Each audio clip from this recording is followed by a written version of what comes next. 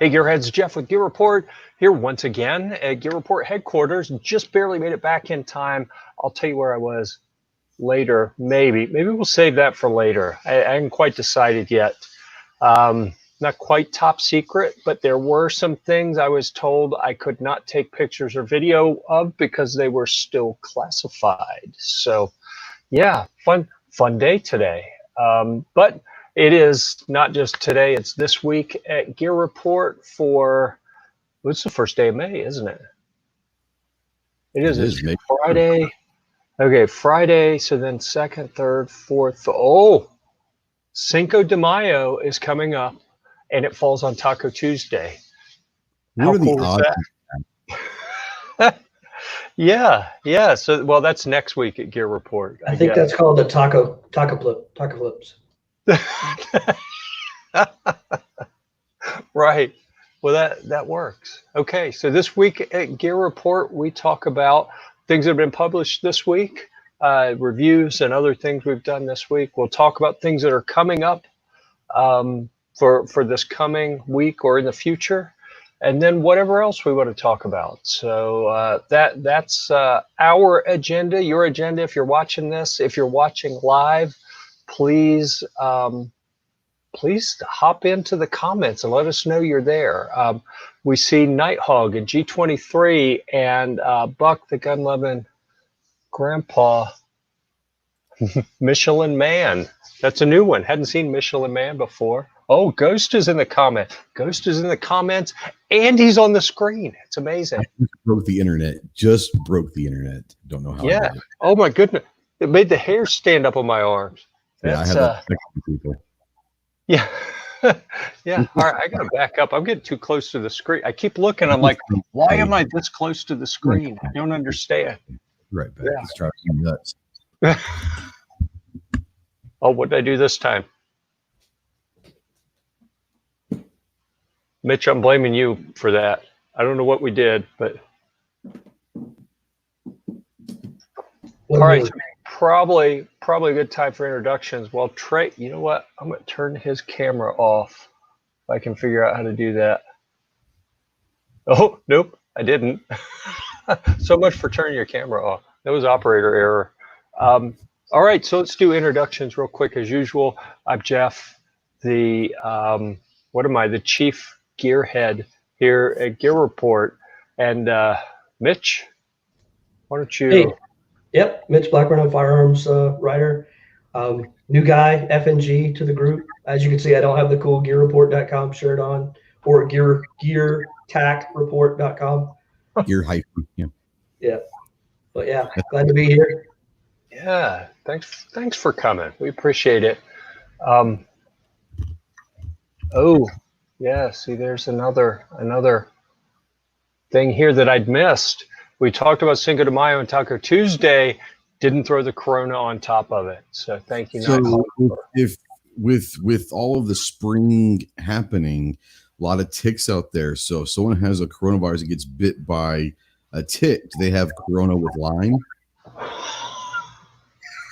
Just saying. Yeah. I don't know. Maybe. I don't know. We're just gonna keep rolling. Oh, look at this. Okay, so let me talk about shirts because we got a couple cool shirts here, and I'm sure your shirt's just as cool, Mitch. I don't want you to feel left out. I feel left out and abused. That's okay. Yeah. You get used to it though. Seriously. Let's see. Oh, I was gonna come to share screen.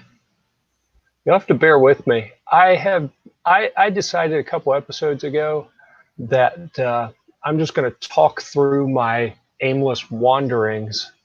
All right. So does everyone see the web browser page here? Good. So if you go to Gear-Report.com, on the right-hand side, we'll scroll down a little bit.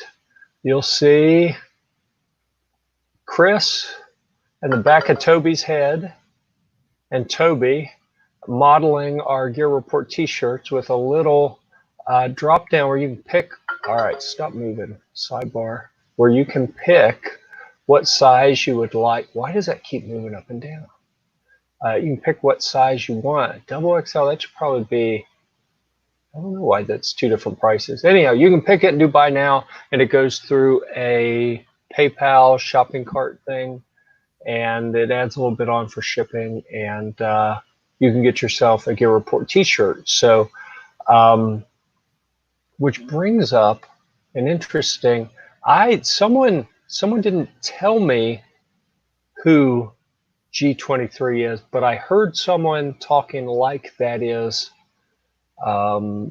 someone that actually does some writing here at Gear Report, so I'm not sure. Gear Report writers, you can email me and we'll sort something out, because we have some other stuff.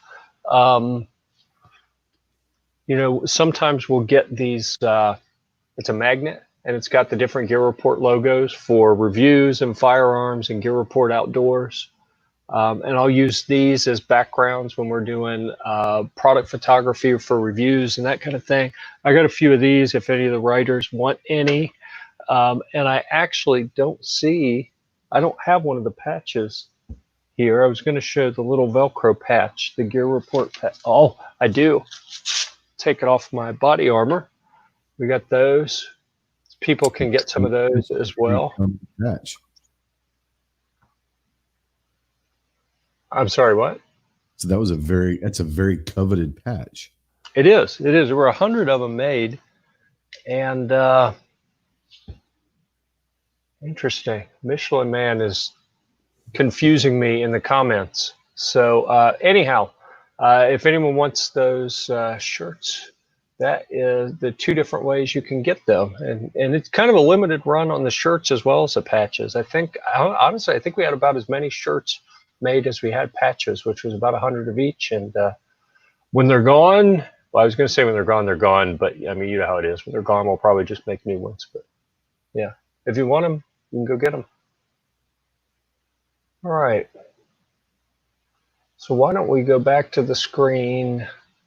I shouldn't have got rid of that. All right, we'll go back to Gear Report, and we will move into the part of the show where we talk about things that have been published since the last show. And that would be,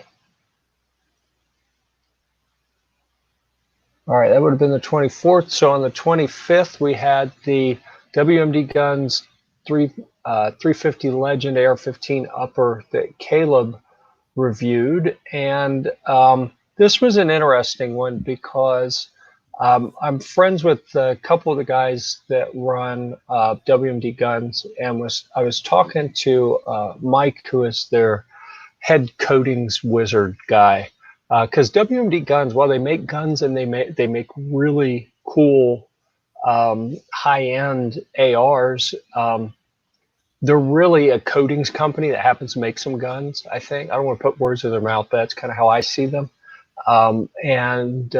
They do specialized coatings like their nickel boron and various others that they do.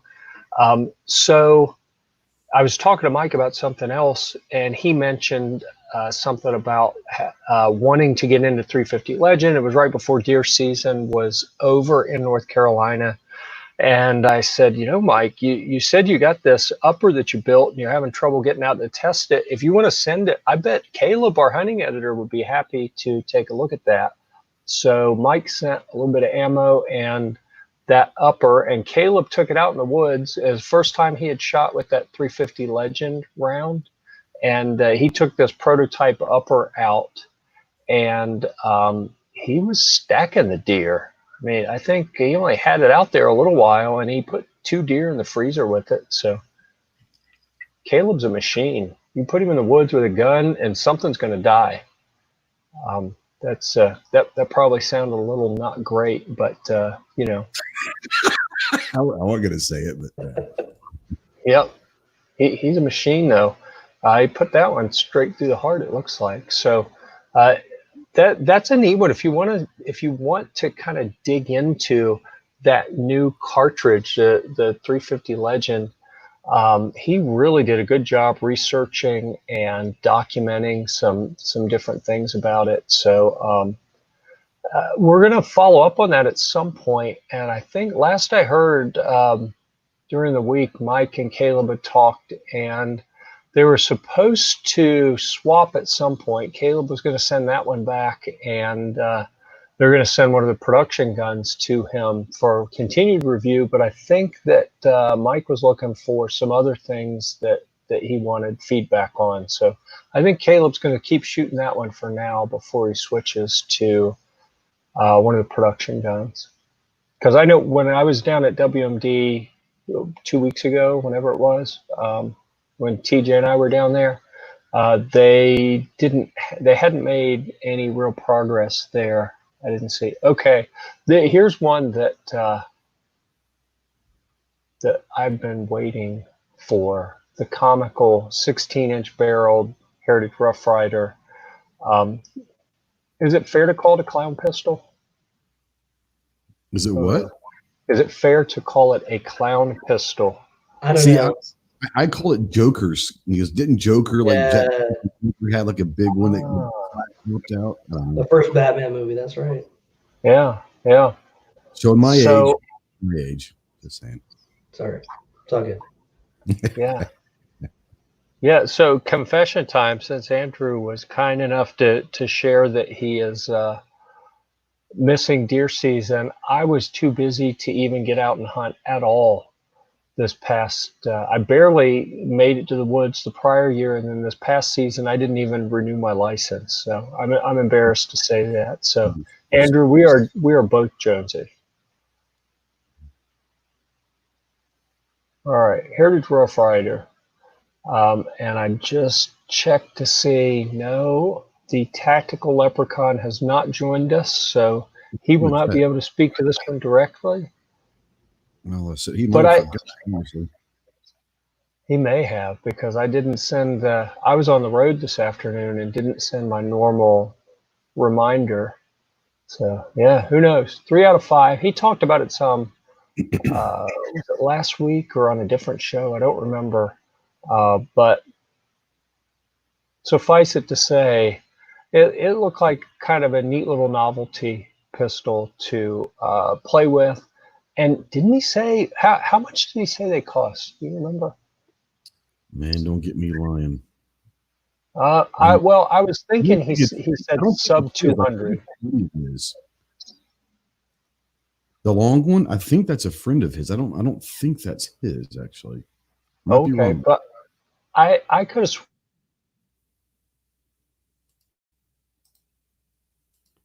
Or he said that this, maybe less. I don't remember. But the point I was going to make is, for that cheap, sure, get one to play with.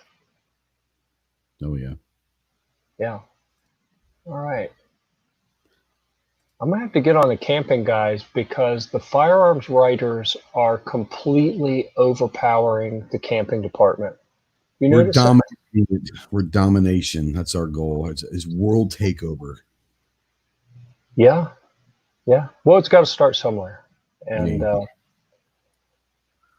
I'll be honest, my quest for world domination is taking longer than I thought it would. So Humvee at a time, right? I just looked up that Rough Rider 16-inch on PSA's website. They've got it for $149.99. Oh, that's insane. 150. That's 16-inch. Yeah. Awesome. All right, man. See, now I'm not going to buy one. Not going to buy one. Not going to buy one. All right. Well, tomorrow. Threw a link in our chat if you want to share. Yeah. Let me get back over there, and I will post that link, and then I'll get back to our screen and talk about. So what I'm going to talk about on our screen this week at Gear Report. Anyone who is hearing us talk about it already knows about this week at Gear Report. But something that I wanted to do, I felt was kind of missing, was what was it? It was the like a home for it.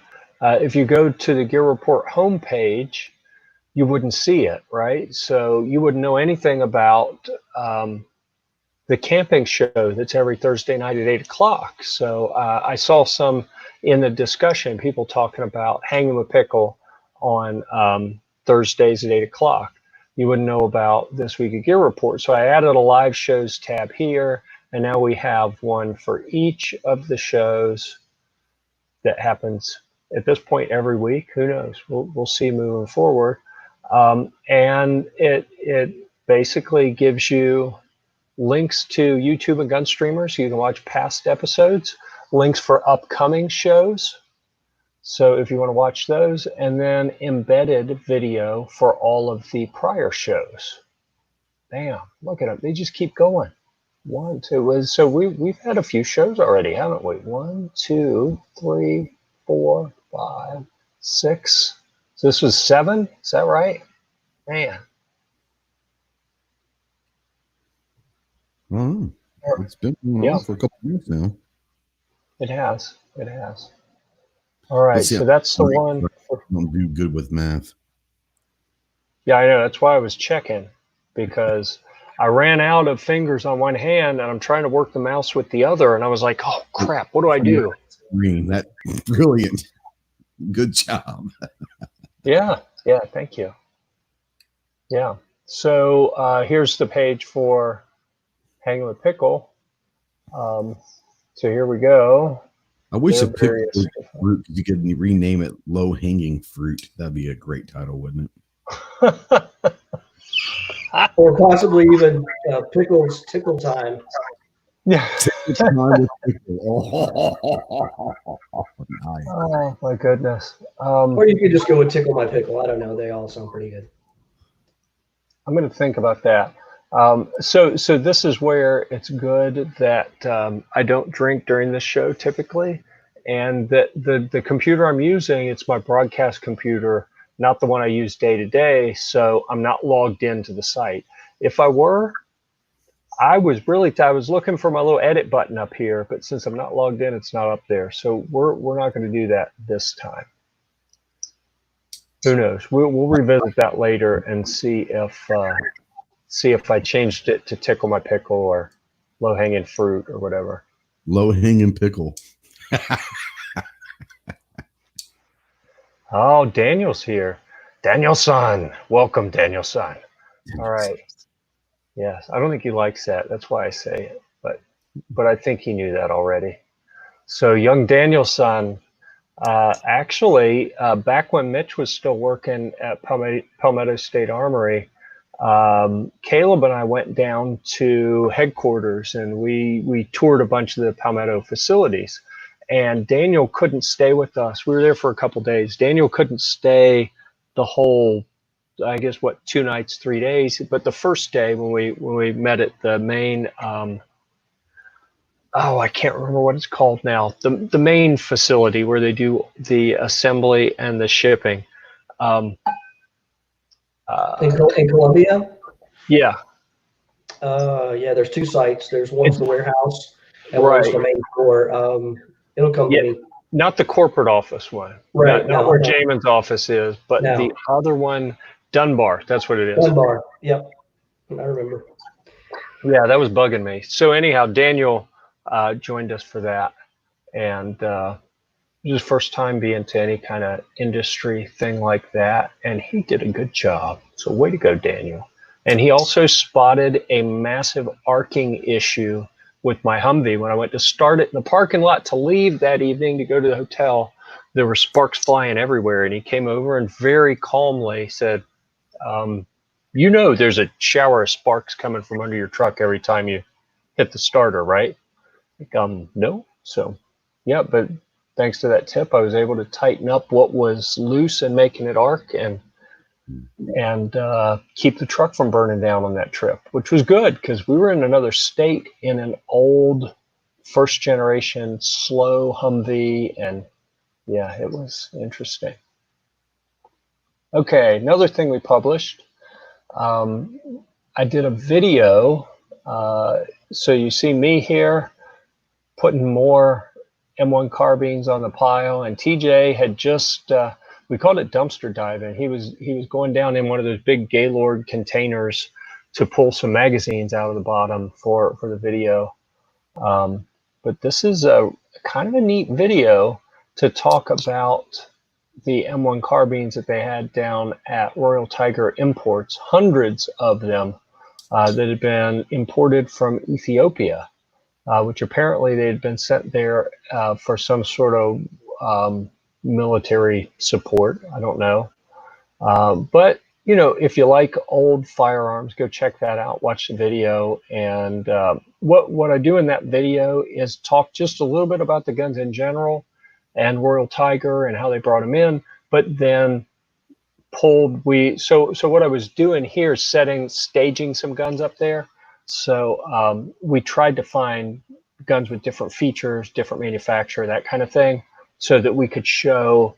I'd have to go count like 5 or 6 different examples of M1 carbines that were out of that batch. Yeah, and I think last week we talked about the one that I actually brought home with me that has its own separate article. All right. Hunting trip checklist is a guest article that was submitted by someone at Nomad Equipment. That's something that we'll do on occasion. Is did you know normally? Go ahead. I'm sorry. Go ahead, Mitch. Nope, I didn't say anything. Oh, I was gonna say, did you know that this was coming, or was it just presented to you saying, "Hey, I've got this article"?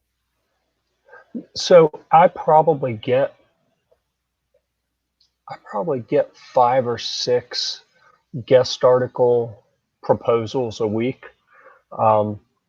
And I'll filter through you. I mean, you probably notice there's only 1 or 2 that actually get published every week, and sometimes it's less often than that. But Honcho Fett's here as well. We got a big crowd tonight. Thanks everyone for showing up, spending some time with us. Some of them are just wholesale crap. So basically what I tell people is, if it's a crap post just to hide some links back to your site, you know, for backlink juice, then don't even bother. If it's a decent article, then I'll give it consideration. If it's a good article, then we will publish it. And this is one of them that made it through that stringent process. So if you're looking at getting into hunting, you can roll through there, or maybe you just want to update your hunting gear and see what they recommended. And yeah, so we appreciate brands. This one was from someone at Nomad Outdoors that reached out, and all they asked for was, you know, hey, can you put a link back to them? So I think this trail cam thing goes back to their site. Yeah. And it's a fair trade. You know, we get some new content, they get a link back, but it's well written, so we did that. But we also get individuals who ask to do guest posts, sometimes because they have their own site and they're looking to kind of diversify and branch out a little bit. Sometimes they're just looking to audition for Gear Report, so they send in an article. If anyone is curious about doing that, you can go up to Write for Gear Report, and we've got a little bit of a summary of what kind of things we do, what we're looking for, what's in it for you. We put that first, right? Because that's important. And then the different roles. You know, you could be a gear review specialist. You could be a partner with that guy. Yeah, maybe that's not the best example. Yeah. He does look rather Oompa Loompa-ish, though. Be a contributor, an editor. Look at that. Oh, I got to move your picture to editor instead. And then some ideas on how to get started in a rough outline if someone wants to send a draft. So if you think that writing for Gear Report sounds fun and interesting, and you know it's one of your life goals, then hey, join the team. Be a part of our quest for world domination. If it isn't your life goal, what are you doing with your life? That's all I got to say. Yeah, pretty much. Yeah, but all right. So moving on. Wednesday. You know, I actually published Show Us Your Humvee episode 17 on Wednesday. that is the goal. It is always supposed to come out on Wednesday, but yeah, I've been traveling and busy and slack and hadn't got it out on Wednesday in a while. Actually got it out on Wednesday, and this was a hell of an episode, if I do say so myself. The featured Humvees this week. This one, the first one that you see here is a tribute to our veterans, basically. And the key artwork is modeled off of the Memphis Belle, the famous World War II bomber, the B-27. Is that what it was? Something like that. Yeah. Oh, B-17. Had the wrong one. And then also the Flying Tigers. I think the Memphis Belle had the girl in sexy under things on it, and then the Flying Tigers had the teeth up at the front. So you kind of Rusty combined those things into one truck, and really came a long way with an old 2-man M998 Humvee. And then Andy, I'll tell you, you can't really see in this picture all the cool stuff on this truck, like the 3 miniguns that are in it when this picture was taken. So, yes, that would be an appropriate response, along with "excuse me" and "whatever you say, sir," if you're anywhere near that truck, because the person in it with 3 miniguns could, you don't want to offend them. Yeah, they're airsoft miniguns, so you can be slightly less concerned about offending him, but he'll still light you up. But Andy has done a heck of a job adding things all over the place to turn his basic M998 Humvee into what they call the GMV build. And then the last one, you see TJ and Larry here. TJ, the firearms writer from Gear Report, and then Larry, the brother-in-law of the owner of the Humvee here. So James took his, again, 3 basic M998 Humvees this week, all done up differently. This one went to Predator Motorsports to be completely pimped, I think is the way to put it. And it is the most thoroughly pimped Humvee I've seen, maybe across the board. Certainly the most pimped Humvee I've seen in person. I'm questioning, are there any I've seen pictures of that were more thoroughly pimped? I don't know, but you're only seeing limited views of all 3 of these here. Go watch that video if it's remotely interesting to you. And I'm going to give you a little bit of a spoiler for next week's Show Us Your Humvee. Some of the stuff I was doing today and some of the things I saw today are going to be in that tomorrow. Not tomorrow, in the coming episode 18. You are not going to want to miss that one. There is some amazing stuff coming there. Okay, another, think of your pocket knife anew. This one was another guest post, and it's really kind of neat in that, I've noticed culturally, some other places, you hear from people in the UK, for example, who they can't even have a screwdriver, let alone a pocket knife. Like, oh my God, a pocket knife, like you actually want to carry a knife. And this really kind of goes into a lot of the different things that pocket knives are good for, from a pure utility standpoint. So, yeah, kind of a neat little article there that, you can read if you're into pocket knives. And then wrapping up our cavalcade of new content, how to install bubble rope synthetic winch line. This is one that AJ put together. And all right, scroll, come on, there we go. And it's a video, so you can watch him install that winch line. And I'm going to put a video together pretty soon as well, because they shipped a winch line to AJ out in Washington State.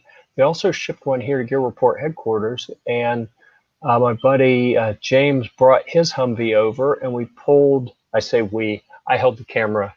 That was my part in the operation. And he removed the steel winch line and replaced it with this synthetic winch line. And we ran it through a snatch block attached to the front of my Humvee and back down the driveway, down the slope of the driveway to my massive conversion van, and then used the winch on his truck to pull my van up the driveway, just as a little demonstration. So, No problems. Fun stuff. No problem. Yeah. Oh, only problems, it was slow. And I have, attention deficit disorder. So it's like, come on, make it go faster. Squirrel. Yeah, exactly. Oh, well, look at that. We were talking about Predator. And Daniel's son put in a big order to Predator this week. Oh, interesting. So they're not shipping because their manager quit. That sucks. And that's an interesting new direction. So Daniel has been with his fleet of Humvees. Daniel, you need to leave a comment. I don't remember how many Humvees you're up to now. But he's got an LMTV and 2 of the CUCVs, CUCVs they call them. And I want to say at least 3, maybe 4 or 5 Humvees. 5 Humvees. There we go. 5 Humvees. Daniel, you are an overachiever. Plus, he's almost old enough to drink. So does he own an H3? I mean, does he own an H3? No, he has not made it quite to that level yet. It takes someone very special at times, Yeah. If he plays his cards right, he can trade those 5 Humvees for an H3. For one H3, correct? Yes. Right. Yep. One day. That's what I was thinking. Day. Yep. All right. So I think it is time to move on from recently completed reviews to reviews that will be published soon. And with that, let me stop the screen and bring us back to normal. There we go. All right. So what do you guys have in the hopper that you want to talk about right now?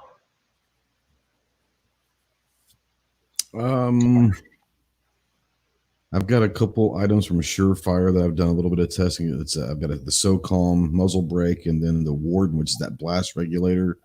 I did some B-roll footage with it this past week, and I haven't really started writing it yet. But man, I've got so much stuff that's like supposed to be coming. The problem is some of it's supposed to have been here like 3 weeks ago, but it might not be here for 2 more months. I don't know. I've got a PC charger coming. I've got I might have 4 or 5 firearms and a bunch of other stuff, but I don't know. I mean, I'd like to tell you that I'm going to have it soon, but I have to have it before I can have it to you. But it's just so weird right now that everything's kind of happening. Don't know what's going to happen, Right. I have a few alien gear items that I received that I hope to have out soon. A carry holster for my Glock 43 and a drop leg rig that I want to try out. Have you used a drop leg before? I have not. So this will be my first time using one.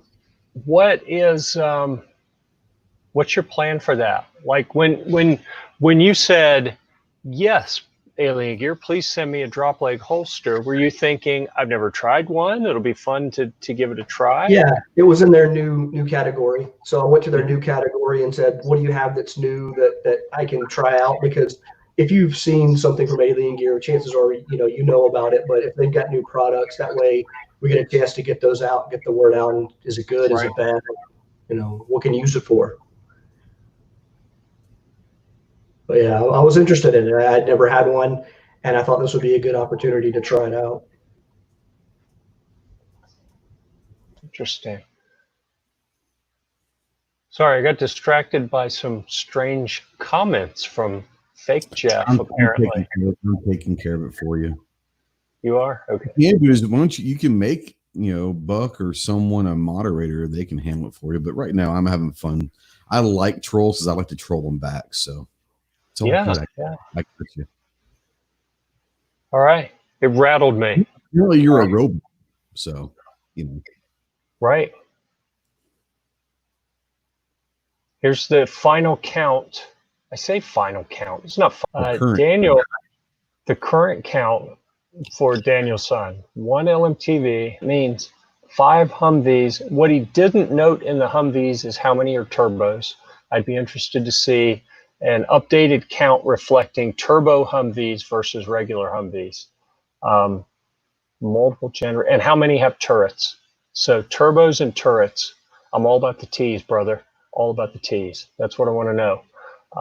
2 Humvees, multiple generators, one of which he just got to hook up because there was thankfully a power outage. So when you own, I am very much convinced that when you own generators, big generators, you kind of secretly pray for power outages. So he is a hoarder. Hoarding one too many Humvees, Andrew will definitely take one off of him. Yeah, absolutely. It's what a guy. Yeah. He only has 1 turret. All right. Those rookie numbers, Daniel's son. You got to step your game up. All right. Let's see. What do I have coming? I have got a variety of things that I could barrel, slide, magazine, and the slide had night sights on it. I mean, talk about a really cool little kit. And they also sent a threaded barrel for it, which is pretty cool. I need to get that one done here shortly. I think we were way right, so we need to get that sorted out. But also WMD Guns, when we were down there, they sent a full auto trigger pack for Alan because he's having trouble with his main. There's things are buffering out there. I am buffering. Okay, right now, which is interesting because, oh yeah, a bunch of people saying they're buffering. All right, so the people. For me, but who knows? It might have been earlier. Well, I can tell you probably what's happening is I have teenagers, and they're playing games, aren't they? Probably all 3 of them are streaming something at the same time right now. Something that I will probably write about this week, maybe shoot a video, is the puck. Let me get that centered. There we go. You can see, studio lights are making that difficult.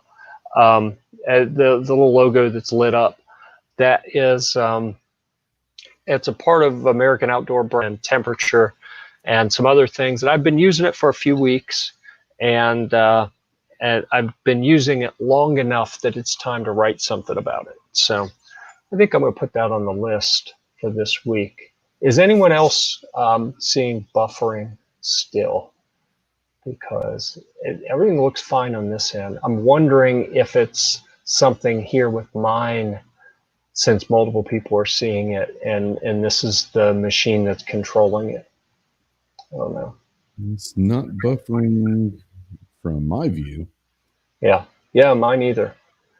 I don't know. Maybe it's the duck. Maybe it's StreamYard. Could be. All right, let's try something else here. I am good. Still happening. All right. Guys, refresh the page. Maybe if you refresh it, it might fix it. You never know. Yeah, I don't know if there's anything I can do without, shutting down the broadcast. So I'm going to go ahead and. Saying it's fine. Okay, good. I'm going to share some pictures from where I went today. And some of these are crooked because these are the unedited pictures. This is literally the memory card straight out of my camera. I got home today and had time to eat. Let's see, actually, I didn't get many pictures with this camera, but this is a monster, an absolute monster of a Humvee that will be. It will be in. Oh, I bet that didn't open correctly, so I have to go change the screen. I think he saw my video and tailored his Humvee after mine. I'm just saying. Yeah.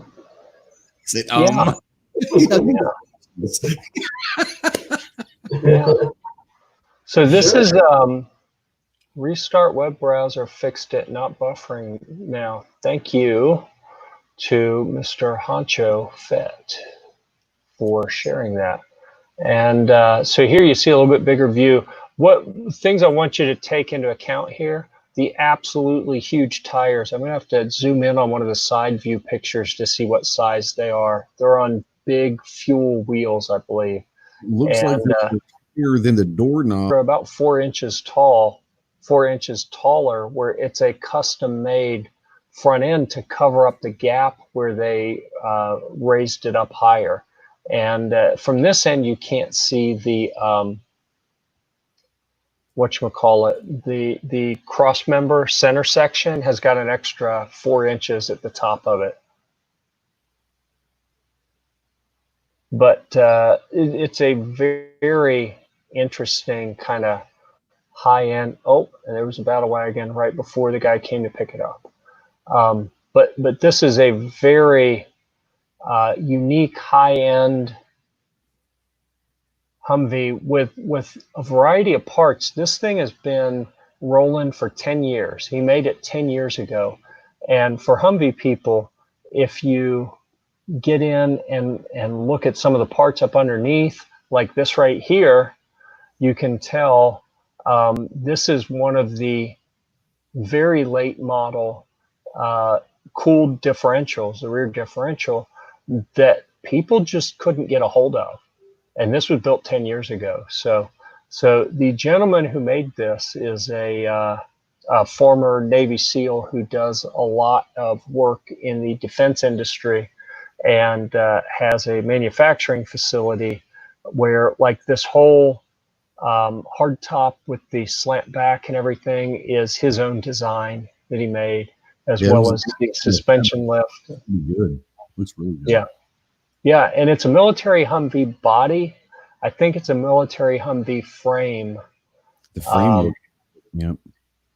And then it has doors off of an H1 Hummer, and the tailgate's a Hummer. So you said tailgate says Hummer, so that's a dead giveaway. But the bed looks like military for sure. Well, right here, you probably can't see the cursor though, can you?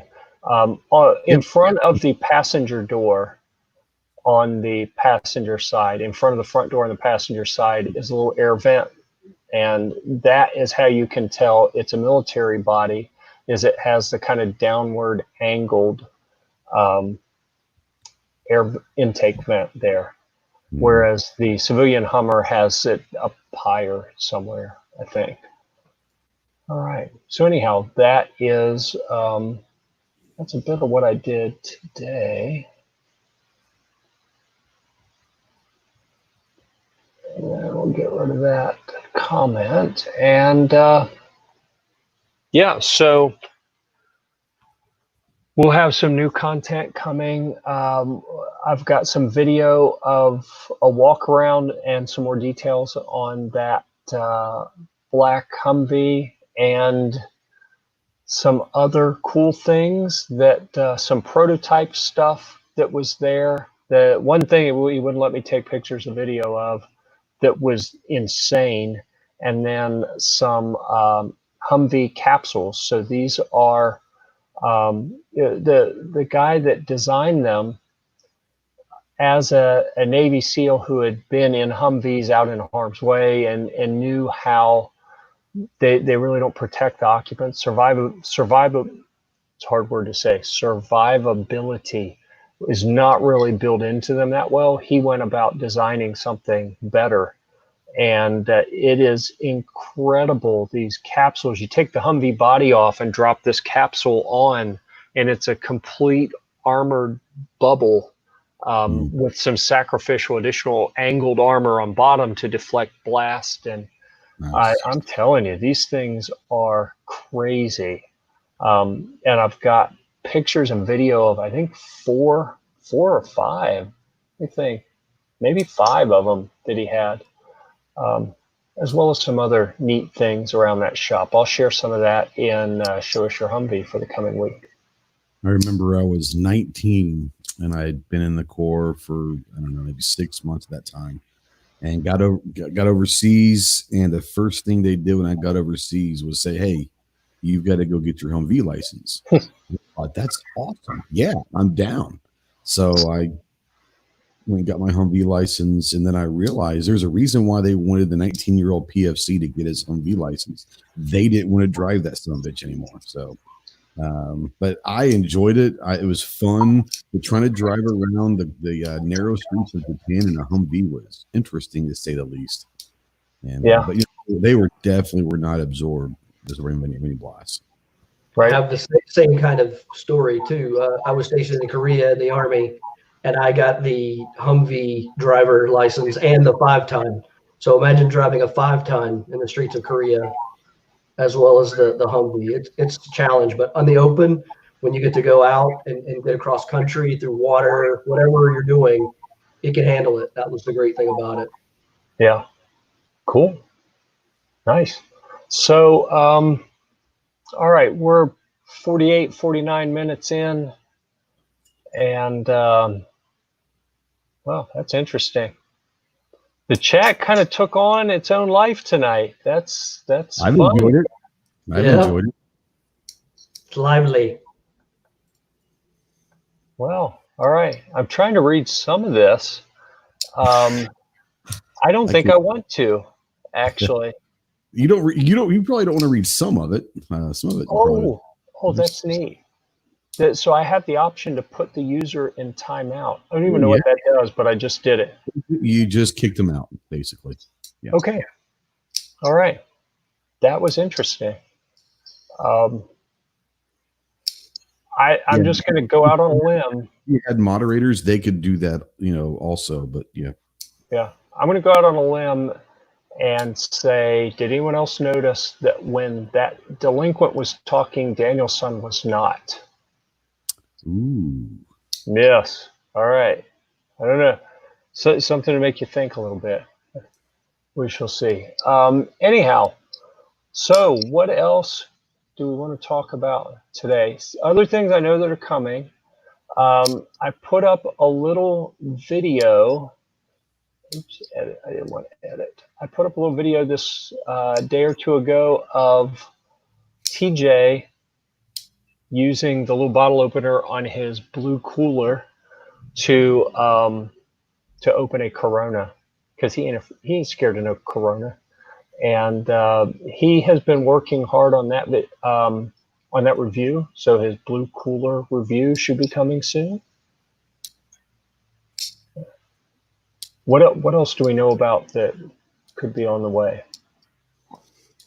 I've got, I don't know if it's gonna be next week. It might have to be another couple of weeks. I still haven't done all of it, but I've got a couple of belts that a manufacturer sent me about a month ago, and it's their belt and their competitor's belt. They actually sent me their competitor's belt, and they asked me to do, which is, I've never had this done before, but they asked me to do a comparison of both of them. I think they were obviously confident in their product, but they said, here's ours, here's theirs.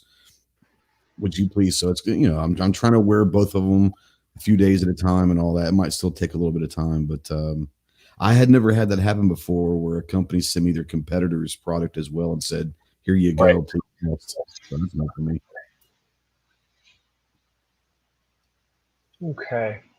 So I think we're going to leave it at that for now on the different stuff that we know is upcoming, because frankly, I'm not sure what I'm going to do next. I've got a number of things in my queue. Jose Juan let me borrow his big 4x4 stack of 4x4s target to throw the tomahawks at. I've been having a blast to get a video and some stuff up on that. Also in my queue this week, when we were down at Royal Tiger, we filmed, I think, 4 more videos for different firearms.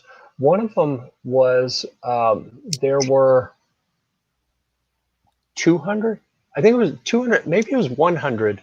The Ethiopian emperor or whatever had an official guard detail, and they had 100 of these rifles built years and years ago with really ornate engraving, and then it was gold plated. and they had one of those at Royal Tiger, and they actually had a collectible guns book that had, you know, the rarest guns out there, and it actually had like 3 pages full, you know, coffee table type book on this specific gun. It was really neat to look in that book and see, you know, here it is, and whoa, and I'm holding it, and it's right here. So I think I'm going to work on that video this week, and I'm about due to post. I need to post some more Battlefield Vegas videos, but since they're shut down, I was kind of waiting until they get closer to being able to reopen from the Corona stuff before I publish any more, you know. But, you know, Ron and his crew were good and good to me and TJ when we were out there. So I want to get some more of those published here shortly. All right. And we have officially opened the door for shooting the shit. So the informal segment and portion of the festivities for this week at Gear Report. I think that the most popular topic lately has been commiserating over being on lockdown. Oh, but you know what? Before we get to that, let's answer this question. What are these belts? So we saw, what did you say? You said core and next belt were the ones that were sent. Do you want to go into any more detail on what type of belt or anything like that? Yeah, they're EDC belts. They're not the leather ones, but they're the nylon EDC belt. And Core sent me theirs. It's in black, and they sent next belts equivalent. You know, their nylon EDC belt, this, that, and the other. Right. And I like both of them. I would not have a problem with either one of them. I will say that as of right now, the Core's buckle is easier to, you know, get out of, you know, undo the belt, whatever. It's a little bit easier, but I wouldn't have any problem with either one of them. They're nylon EDC belts, you know, right. But they're good. I like the ratchet style of belt to where it's not going to ever come undone or anything. It's going to ratchet in and be good to go. So I like both of them. I had my original Core was in January, and I wore it every day for, I don't know, a couple months. I loved it. Probably the best belt I've ever owned. And then they called and said, hey, we'd love to send you another style and one of our competitors equivalent. And because someone had said, maybe like on an Instagram post or something, that said, hey, how does that compare to a next belt?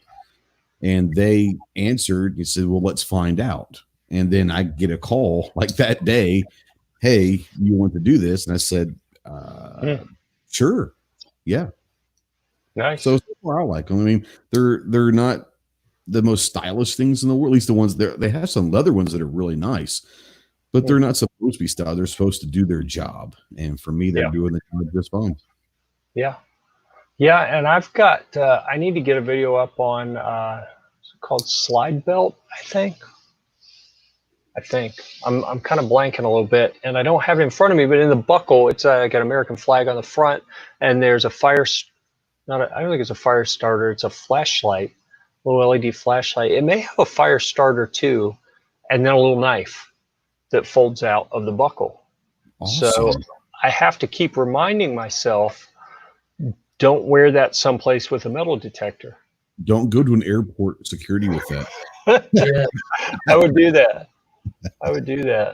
Don't fly to Chicago with that belt on. They might not like it. Yeah. So lots of conversation going on in the comments with people.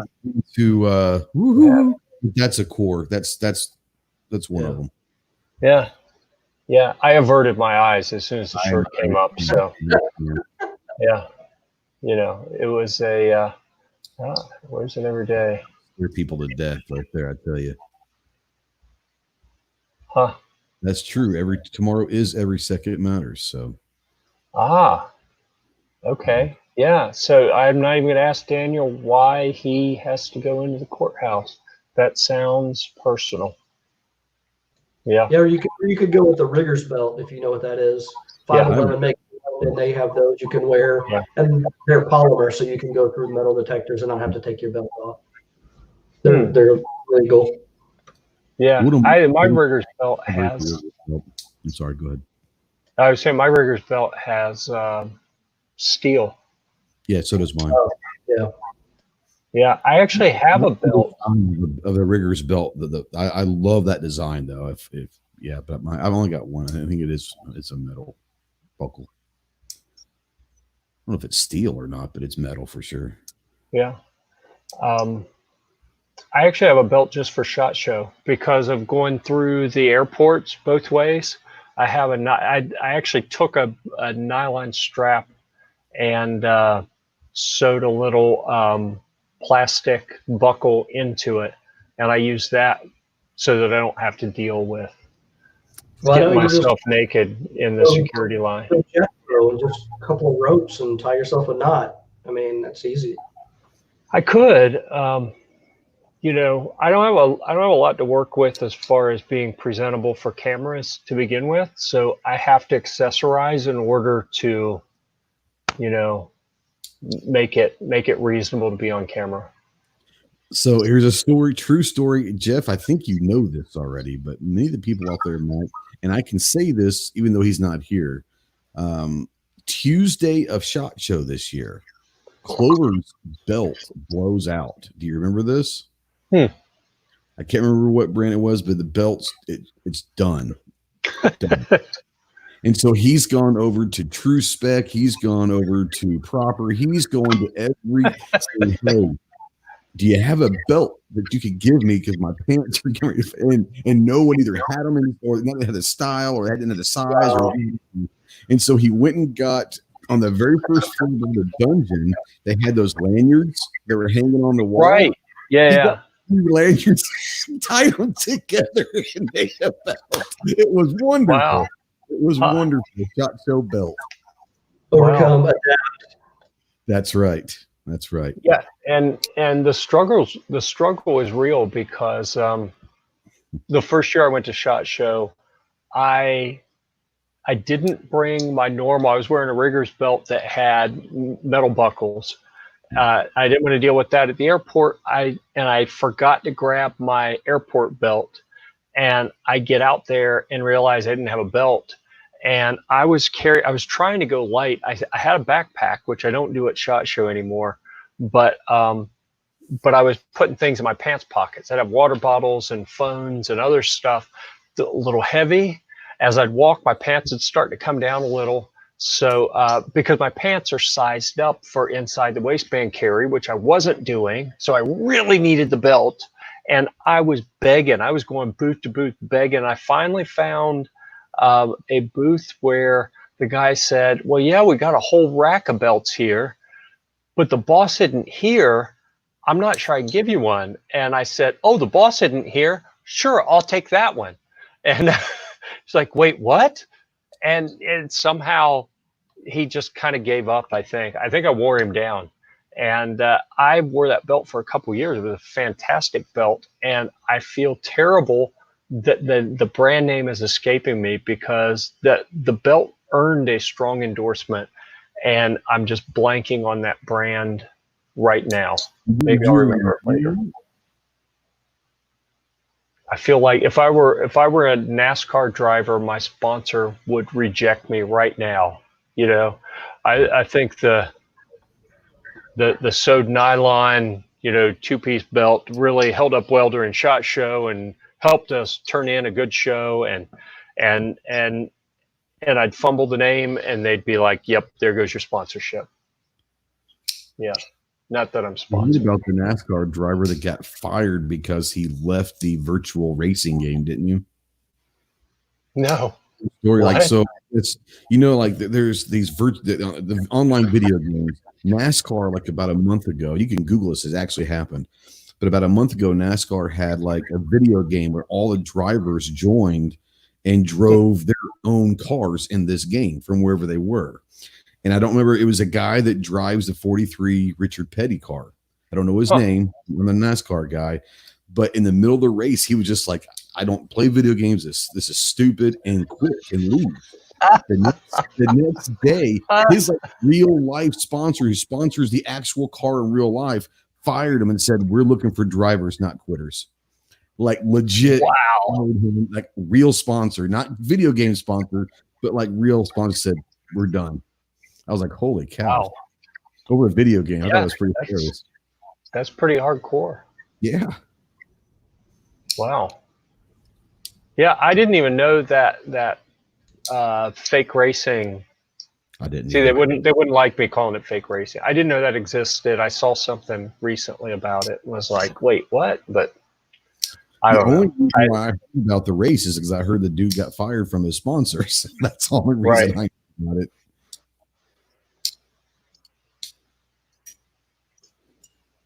All right, let me see here. Oh, I do see it. I had not seen that before. G23 with a Clover Tack sticker. Hey, not everybody's perfect, you know. We'll still let you in here. It's okay. So I think that my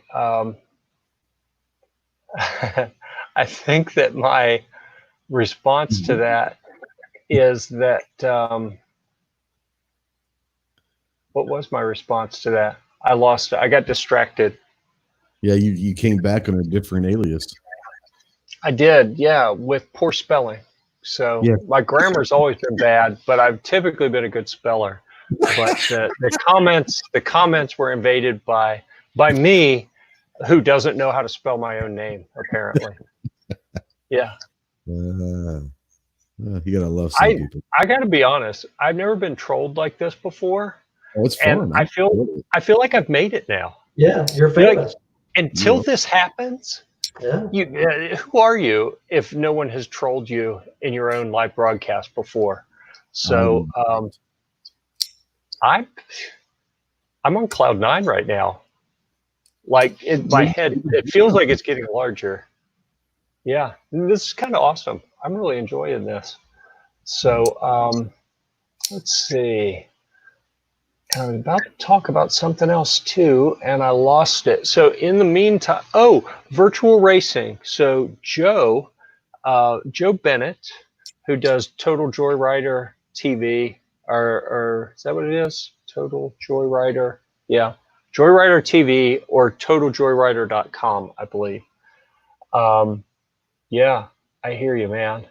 I hear you. I would be jealous of myself. I am jealous of myself because having trolls, that's it's a new experience, and frankly, I don't know how to handle it. I wasn't built for this kind of attention, you know. Yep. So, but you talk about virtual racing, and Joe is in. He's on the island of Lefkada, I believe, is what it's called, in Greece. And they're locked down like worse than we have been locked down, and they have not been able to get on the water. So he is a sailing instructor, and Joe does sailing content on Gear Report. He is a sailing instructor with a great Joyrider TV channel. If you go look up Joseph Bennett with 2 T's, Bennett. He has a fantastic channel. He is hilarious.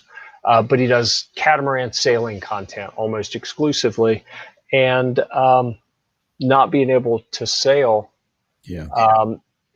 because they're locked down. I think that they're actually able to get on the water here shortly, today or tomorrow, finally. But I think he said today, they finally released the lockdown and they're letting us get on the water, and it's 30 plus knot wind. And that's insane. I mean, I said there's no way I wouldn't do that, but I'm not as crazy as he is. But in the meantime, he has got me onto this virtual sailing race thing, virtual regatta. And when he said he was doing it, I was like, really, dude, are you really jonesing for your sailboats that bad that you go do virtual regatta?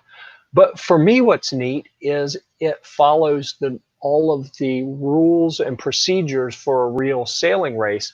And that's something that I took some of the Sea Scouts to a sailing racing seminar mid to late last summer, and am hoping to kind of help some of them. There's a coach at the lake that we keep some of the Sea Scout boats at that has volunteered to teach them.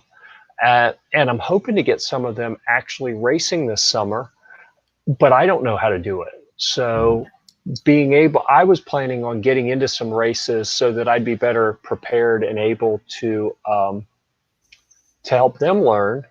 But now I can do it kind of virtually online, and I'm actually learning the procedures and rules and how everything works. So that's kind of neat.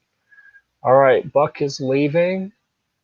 G23 is leaving because the Birdman is up. So you know what? Let's do a couple plugs here real quick.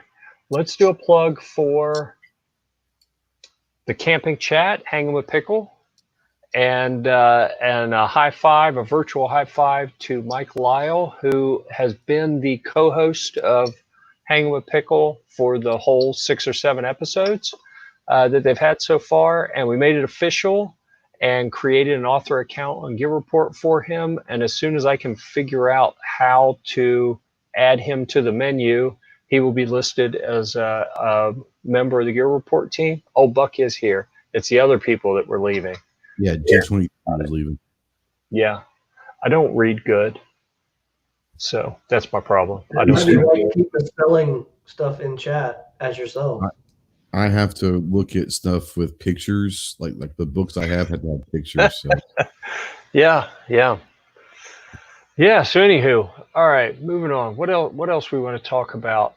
I wanted to ask before we wrapped up, because we have gone over. Oh, we're in the middle of plugs. Let me finish the plug. Camp with Pickle, congratulations, welcome Mike Lyle to the team. He runs a group called Tar Heel State Hangers, I think is what it's called. Hangers being hammock hangers or people who camp using a camping hammock. That's what a hanger is. So welcome to the team, Mike. I'm actually going to see him on Monday. I got to drive down to Fayetteville near Fort Bragg and pick up some, this doesn't sound good, and pick up some Humvee parts. But they're not hot, okay? They're aftermarket Humvee parts. Hey, whatever happens on the road stays on the road. We won't argue. I know nothing. Yeah, I hear you. But no, legit aftermarket parts made by Jacob Garlitz out of Maryland. A guy named Garrett down there in Vietnam has offered, if I want to come get them, I can have them. So guess where I'm going Monday? I'm going to go down there, and I'm going to deliver Mike one of those little Gear Report patches and maybe a shirt or something. Oh, this is interesting. I just got a message and I read the beginning of it. My little gimbal for my cell phone quit working. So a friend has a what's it called? GoPro something. Mm-hmm. The one that actually has the camera built into it. Like you don't put your cell phone on it. It's got its own little 4K camera.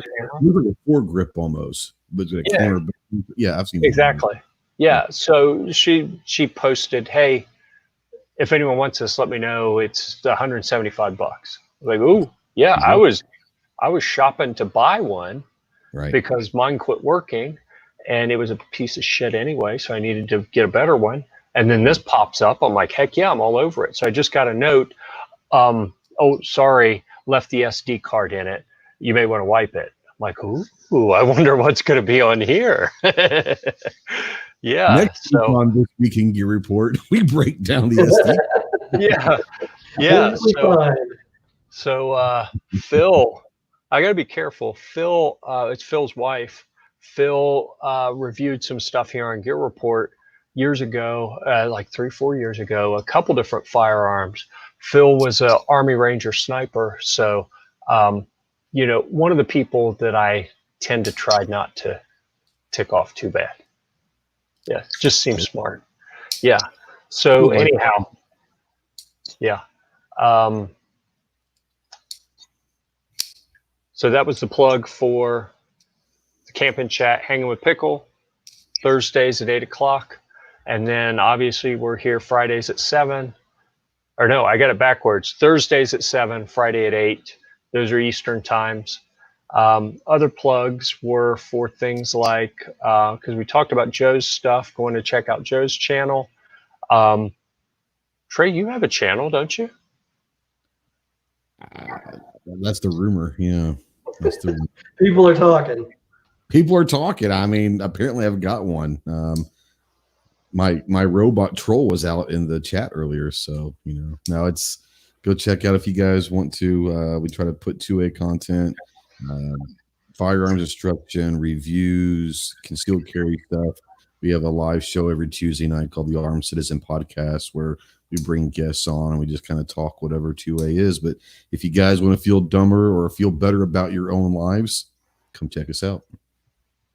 Yeah, that was a pretty good little plug you did there.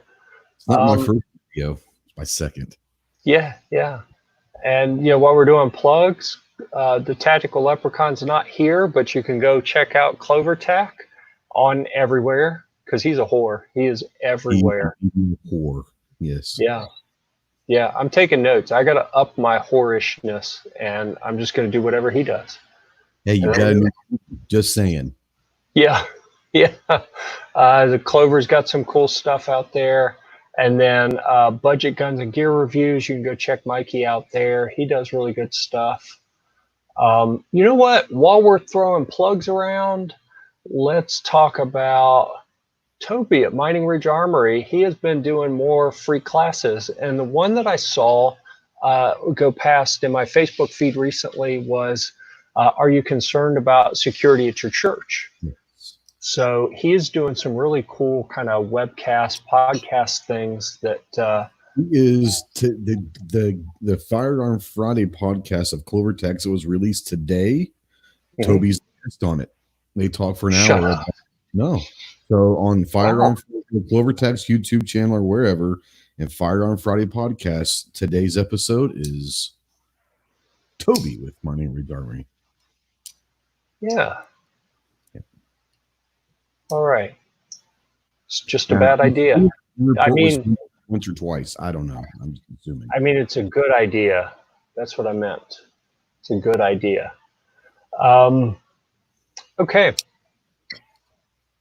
Anything? Why did I just click on Budget Guns and Gear again? I have no idea. This is the point at which, if I were drinking during the show, I would be able to explain my incompetence as I'm just drunk. I'm competent. I'm just drunk. But not drinking during the show, this is all incompetence right here. Every pre-show, though, just saying. Yeah. Awesome. All right. So let's see. Those were pretty much all of the plugs, I think. Mitch, you don't have a channel yet? You don't have like a tax something channel? I keep thinking about it. I'm doing some research to try and look for something that could be a contribution, but not a copy. And it's hard to find because there's so many things out there. My perspective and the things that I know, again, I have things to contribute, but I have not much of a, it took me forever to get on camera just because I have the time to do it, but I like doing it and I like sharing stuff, and seeing you guys do it kind of inspires me to maybe want to do more. I've got an AR build I want to do. I've got a lot of parts I had from my previous, life at Palmetto Armory, but I'm not sure how I want to go with it. But yeah, I definitely am interested. I just haven't pushed forward on that yet, but it might be coming sooner rather than later. Maybe that'll help out. Interesting. Or anything. Do what you want to do and pretend that you are the viewer. And what you want to see when you go to a YouTube channel and make that video. Okay. There's people out there that feel the same way you do. You just got to go find them. Right. Okay. Thanks. Yeah. And I wasn't trying to push you away.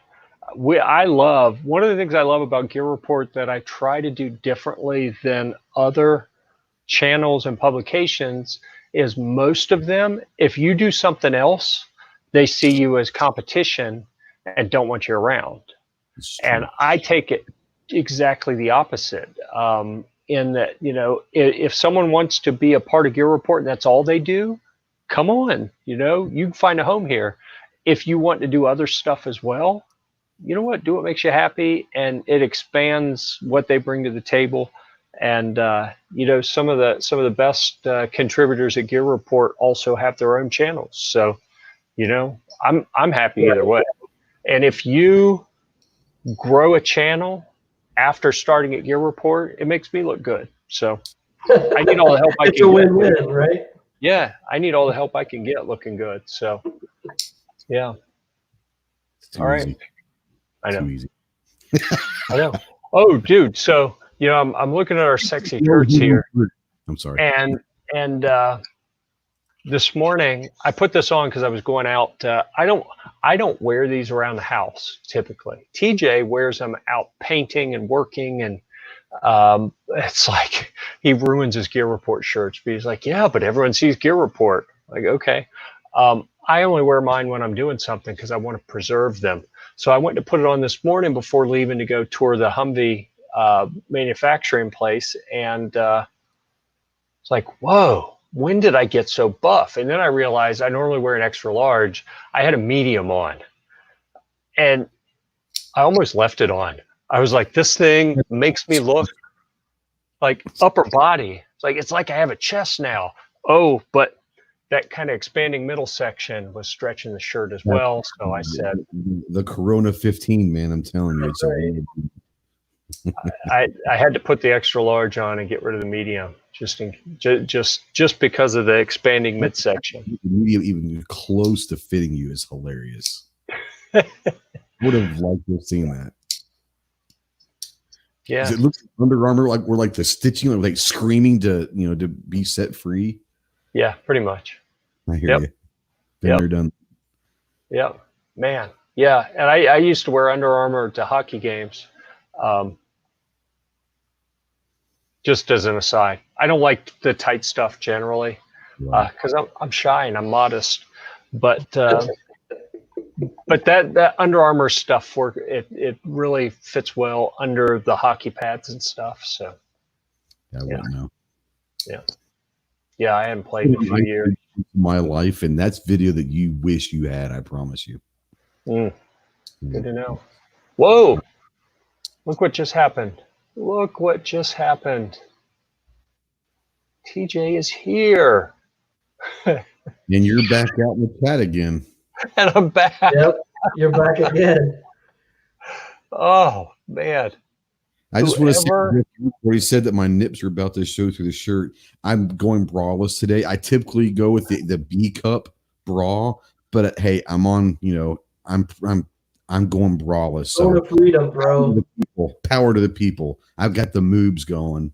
Don't be jealous. This is fun. So TJ, I'm glad that you look at that. Another great spelling and grammar example here. Yeah. I didn't write it because it's too close to being spelled correctly. I'm glad that I'm making him hot. I appreciate the fact that at 45 years old I still have that effect on people. So bless you. Thank you so much. Wow. I receive this award for all the 45-year-old overweight middle-aged guys. Thank you so much. Thank you so much. Yeah. Man. What's next, buddy? Come on. Things I'm telling you. You got to keep them going. If you're going to go. Yeah. So things went off the rails in a big way, but it's been fun. So I kind of like that. Yeah. See, this is going to go after the Marines. That's funny. Well done, sir. Way to pick your battles.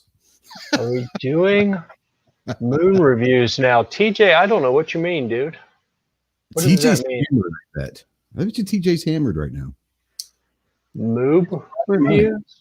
Oh, moob reviews. That's what he meant. Another one of our great spellers. Yeah. But you probably hit it on the head, right? Yeah. So TJ's wife posted a video a few hours ago of the dog running around the yard, and I believe TJ was throwing a coconut across the yard, and the dog, this little dog who is slightly larger than the coconut, was mobbing this coconut and like guarding it so that they couldn't get to it.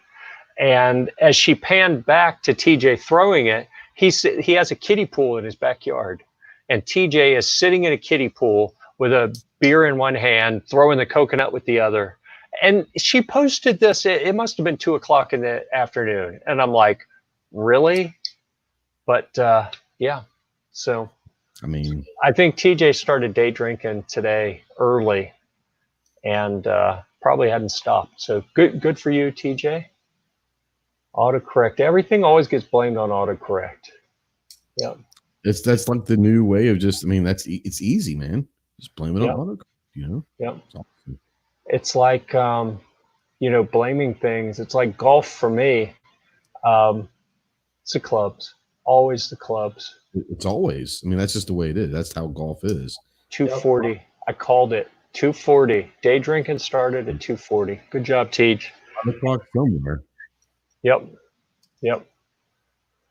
All right. So TJ, I hung out with TJ a couple weeks ago in Florida when I said, I don't care if multiple states are locked down, and picked up and took one of my kids and went and stayed at TJ's house for a few days.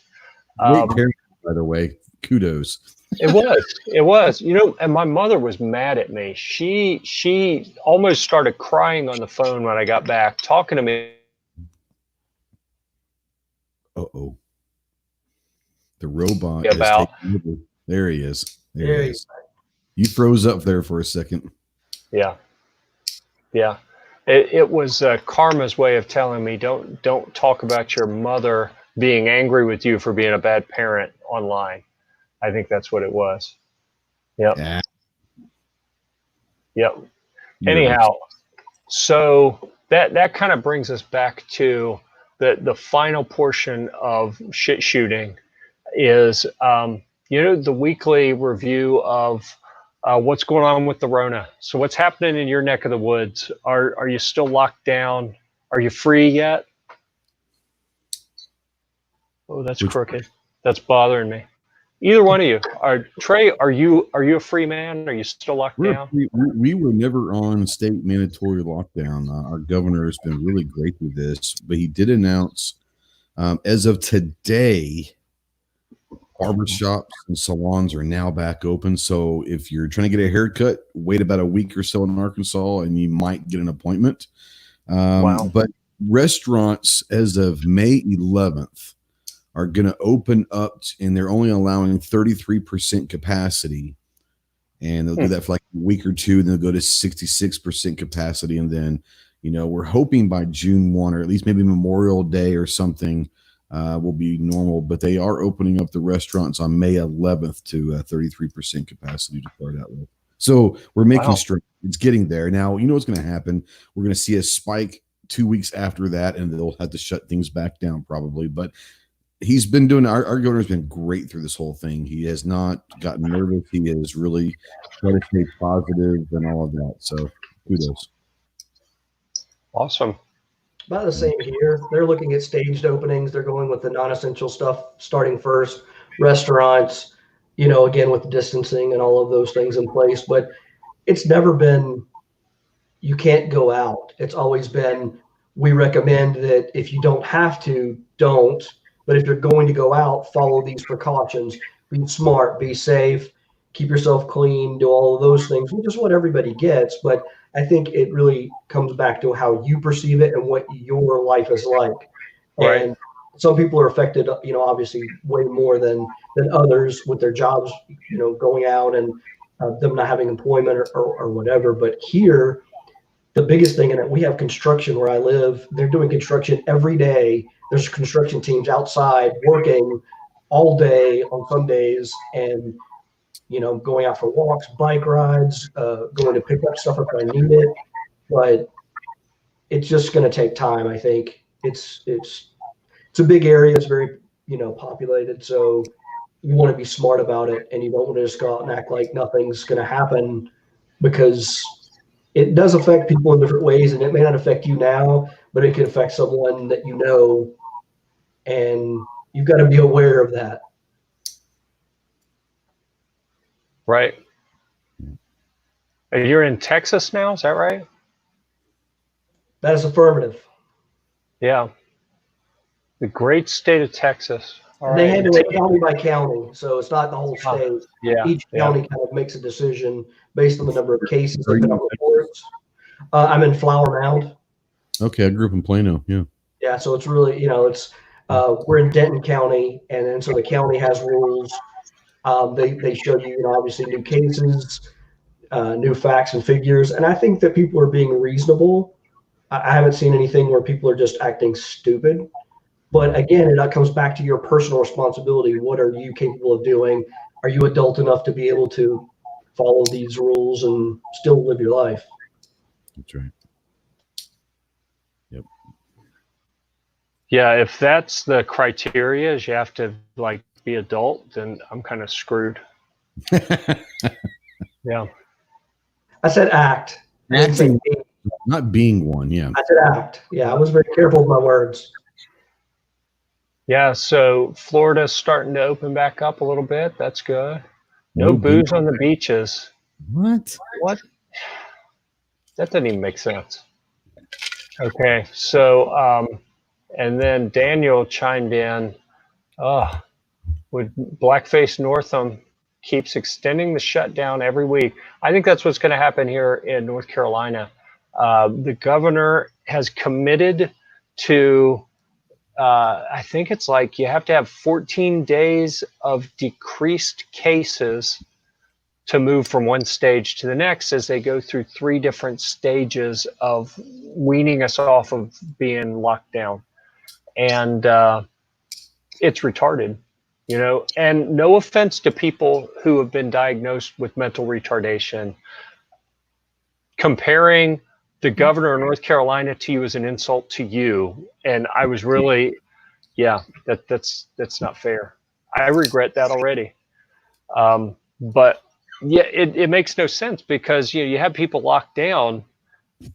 As soon as they release it, the cases are going to go up, just like you said, Trey. So, that's going to happen. It's going to happen everywhere. I mean, and that's just the way it's going to be. I think we know that. I think that everyone knows that no matter where they live nationwide, once you get back to normalcy, it's going to have a little bit of a spike. It has to. You fight through that spike and then you move on, but it's going to happen. I mean, that's just the way it is, Yeah.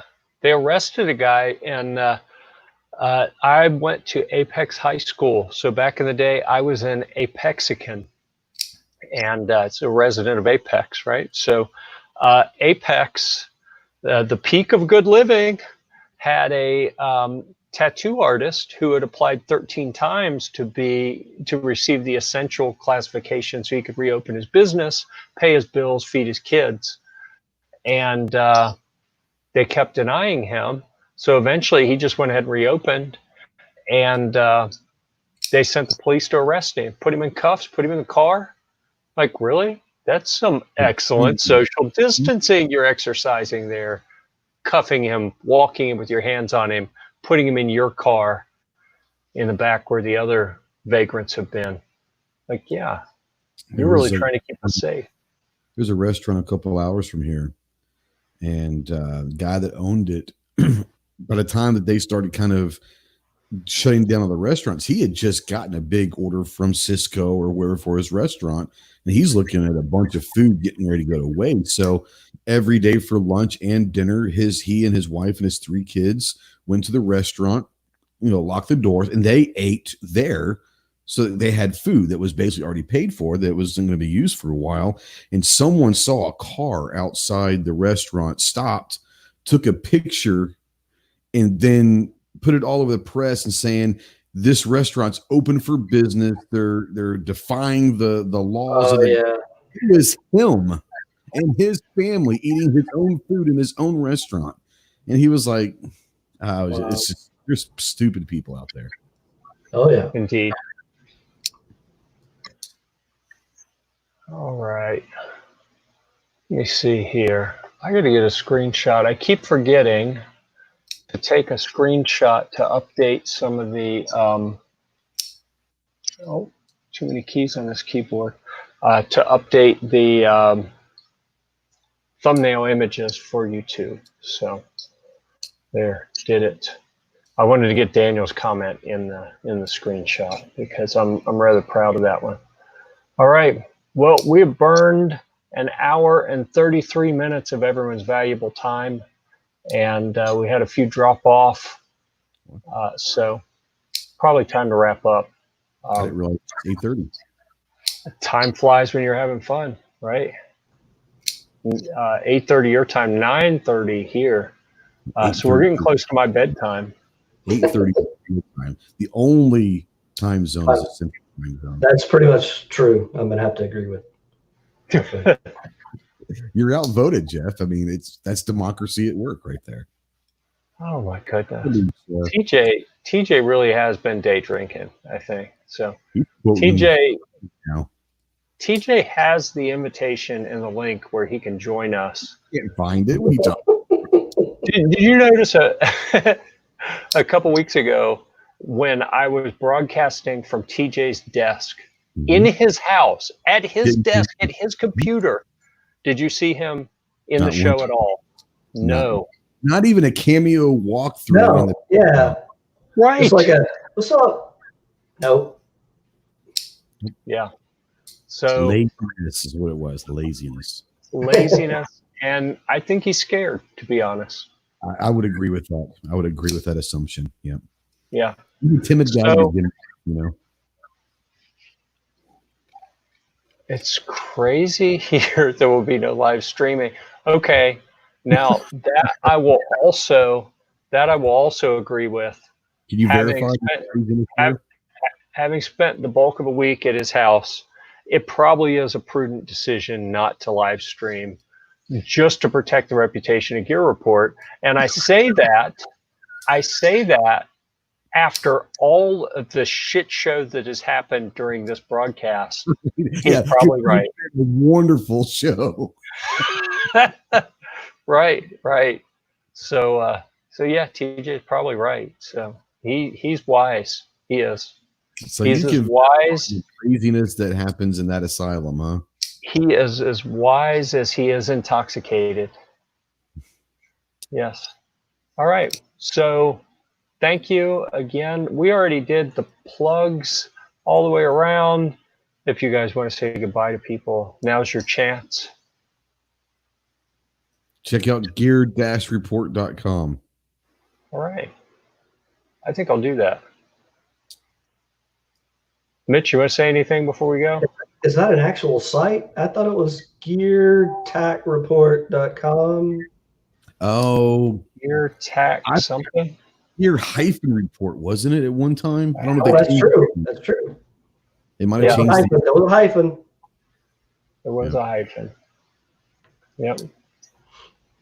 And here we go. Just in case anyone is confused.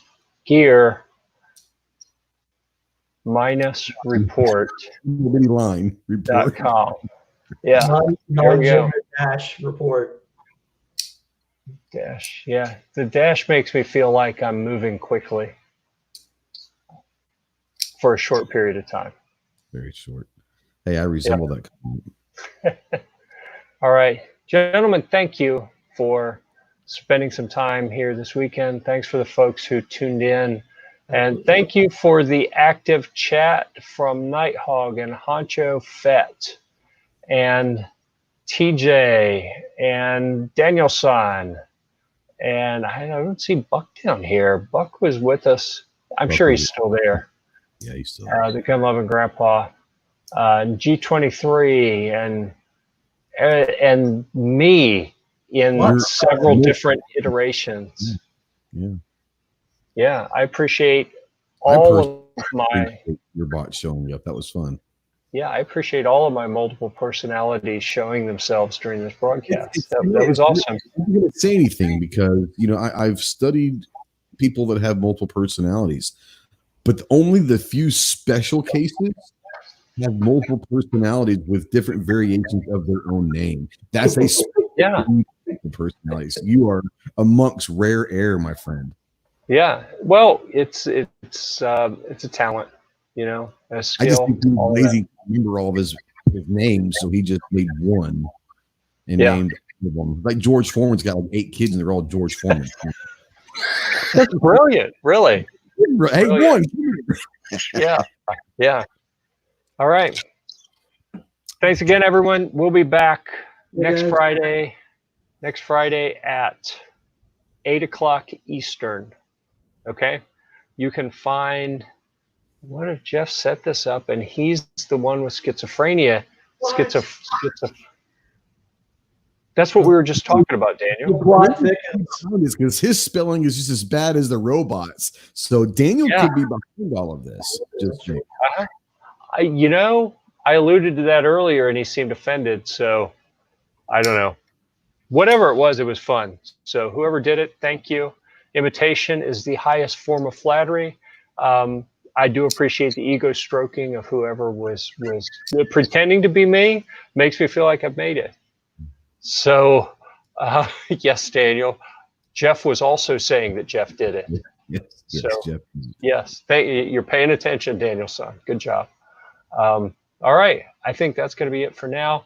Daniel, you get the links. I appreciate you being here in the chat. If you ever want to participate on camera, you're welcome to do that as well. I'm going to extend that to some other people who show up regularly. If anyone would like to hop in at some point, shoot me a note. I'm easy to find on Gear Report. Shoot me a note and say, hey, I would like to join for, maybe we'll do when we get to shit shooting next week. We'll let some of the people who make it happen. His email is tigerking@gear-report.com. Or is it just the king? I'm not sure. Ooh, I'm not sure. Yeah, I don't know. But I'll tell you, you want to talk about that? Let's go back to TJ and the depravity that happens at his house.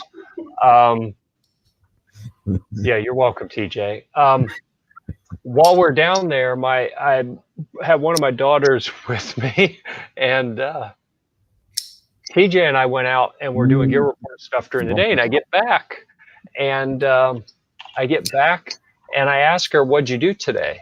Right? Because TJ's wife, the responsible one in the house, right? She was responsible for my daughter. And I get back, and what does my daughter tell me she did all day?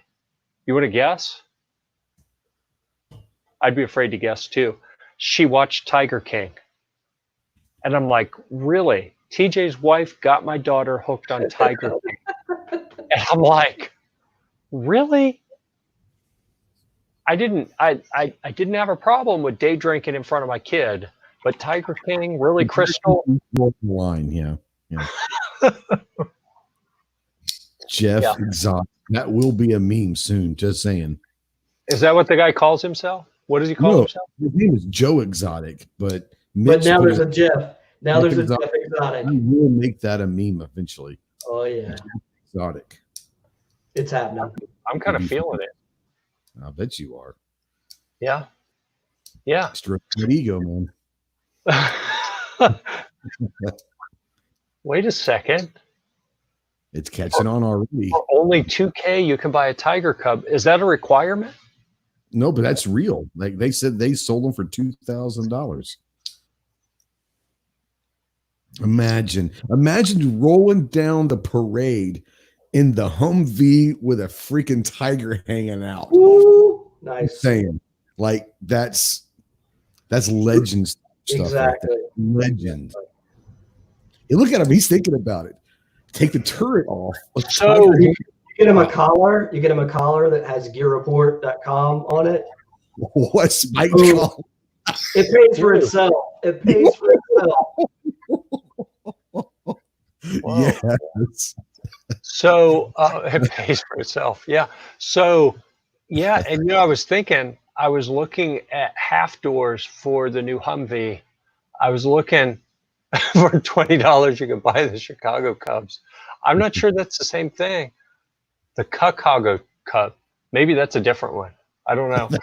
Hey. Yeah. Hey, is that guy going by the name of Jeff? Jeffrey? the real guy. He's actually, I think he's an Arkansan. Nighthawk's okay. would have been I'm going to assume that was a mistype. Autocorrect, damn it. Yeah. Autocorrect again. Autocorrect strikes again. But no, I was looking at half doors for the new Humvee and thinking, oh, what better way to show off what better way to show off a Tiger than doors only go halfway up, so you can still see most of the Tiger. Yes. Yeah. I don't know. I'm afraid. Tiger stripe paint job. Yeah. Oh, come on. I'm afraid to watch that show. Gold and purple, like Laker colors, but tiger stripes. Like yes. Regal colors of gold and purple, and a bangle the door with his spike collar that says Gear-Report. Model my AR build after that. I'll do a Bengal Tiger AR build for you.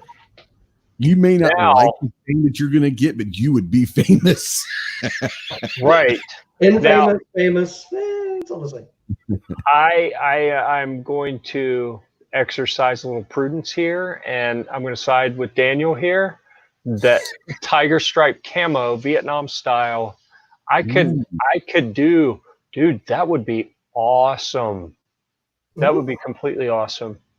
And I'm just saying, Nighthawk has an idea. Maybe I'm not even suggesting we do matching, but it would be cool. If we would ever do matching, I mean, that's the matching that we've got to do. We got to make it so outrageous and so ugly over the top that it would be cool. No. I mean, just tiger stripe, not the other stuff. You could always get someone to paint your real tiger Vietnam era tiger stripe. We can make that happen too. Wow. Would you Cerakote a tiger though? I'm just not Cerakote, just rattle can. Were you just doing the tiger thing there? Yeah. So the Godfather showed up just in time to see things go completely off the rails. Completely off the rails. And good evening to you, G Webs. It was a good for the first hour and 42 minutes. The last 2 minutes speak for it. You've got a very liberal interpretation of good, I think, but that works for me. I'm all right with that. Okay, so G showed up just in time for us to shut it down, I think, because our 1 hour show. This is the fourth Bob we've said. No alerts on my end. Sorry. Okay, Mr. G Webs, I'm going to share a little secret with you. If you go to anyone's YouTube page, there's a little bell on the right. If you click it so it gets the little motion things around it, that means you'll get notifications, right? Oh, snap. I'm going to say that snap. You have to forget he's new to this YouTube thing. He hasn't quite. Yeah, it's going to be the new slogan. Original YouTuber. Bill. Oh, snap. Oh, snap. Maybe, I have a vinyl cutter. I can just do oh, snap and put it on the side. It's done. It's a thing. Yep. And he lost track of time. So last thing, since G is with us, I have to ask, Trey, you remember when we were at some sort of range thing, wasn't it? We were at the big range day, and G abandoned you. So we put you in the back of the Toyota with the Gear Report team, and we went to crash. We went to crash the SIG party. No, we went to ATAC. We went to ATAC, yeah. And we did that for a while. Mm-hmm. And then we went to crash the SIG range day. And on the way, at the bottom of the hill, as we're pulling up, there's a white van doing figure eights in a gravel parking lot. And and we had a nice straightaway. So it's like we see over and over and over. And we get to the parking lot, and it's like, that's G-Webs, isn't it? So we pull over. Yeah, like and he puts the window down. Footage, or he's getting dash cam. That's like, okay. Can I get a ride? I just want to know I want to know where that was published because I really want to watch that footage now. I want to see what that was about. I want to see us driving off to say, Right. Yeah. So great. So, gee, if you ever published that, please share a link to where you published it because I want to see it. And I'll be honest, I don't hardly watch anyone else's stuff. I barely watch my stuff, let alone anyone else's. I just don't have time. I don't. But like I feel bad that I haven't seen that yet. That's got to be somewhere. I mean, goodness gracious. I mean, who wouldn't want to do the figure eight in the middle of the desert? You know. Didn't he say he'd been doing it for like an hour and a half? Yeah, he said he was getting webcam or dash cam footage for the trip, and I was like, sounds logical to me. Yeah. Yeah. All right. So. Oh, snob. Yeah. Oh, snot.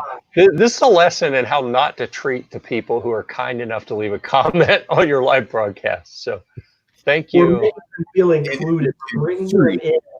That's what we're doing. No alerts on his end. Sri. Yeah. Sri. All right, and with that, I think we will say goodbye. Check out the camping chat. Hang with Pickle next Thursday at 7. Come back here at 8 o'clock on Friday to see us. Oh, check out this. No, this is This Week at Gear Report. What's it called? What's the other one called? The Humvee one. Show us your Humvee. That's what it is. No, you show us your Humvee. No, you show us your Humvee. Yeah, so I've developed a little pattern when I'm doing that show, when I'm doing the voiceovers. I'll pause before and after. So I'll be talking about, and you saw it here on Show Us Your Humvee.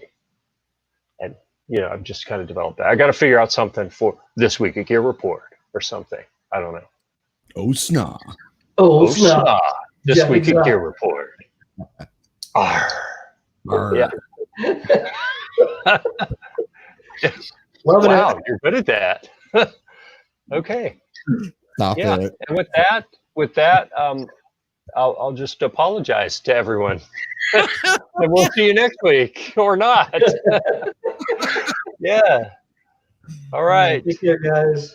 I'm going to hit the end broadcast here, and we'll see you at the range.